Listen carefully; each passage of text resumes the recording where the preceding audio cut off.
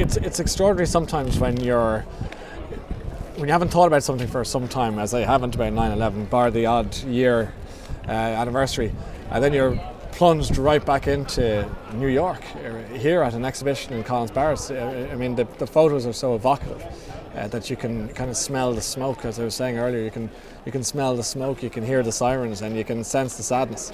And in that sense, it's a remarkable exhibition.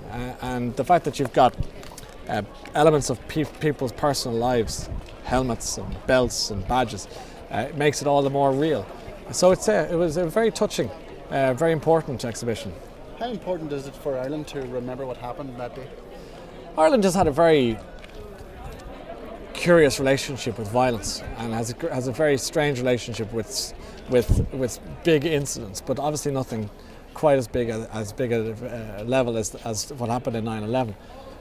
And so, marking that together with our relationship with New York, which is half Irish anyway, it had that impact that we couldn't have foreseen or predicted. It was extraordinary. I think as a people we were rocked to the core, and that's why 10 years on, it still feels very real and very important here. So it's the Irish-American connection being so strong.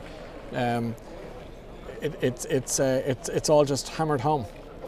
When news first broke, where were you and what was your first thought? I was having a cup of coffee with my dad in his house, and I thought it was a light airplane bouncing off a big window with maybe one dead. That was my initial thought. Plane flies into building. I thought it was like something out of a Warner Brothers cartoon or something ridiculous. It was so literally unbelievable, unfathomable, really. Ultimately, as the horror, was borne out, then I realised that we were out. We were now into almost what people talked about, science fiction, Independence Day.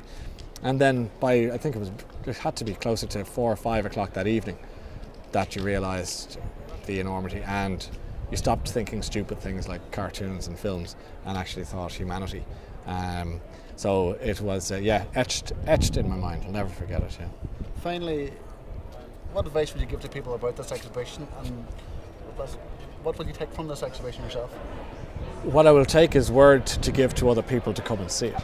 And I say that because as we talked to Patricia inside, 12 years old, and she was only a little child, 2 years old when her mother died in this tragedy. It's people like her should come and see this.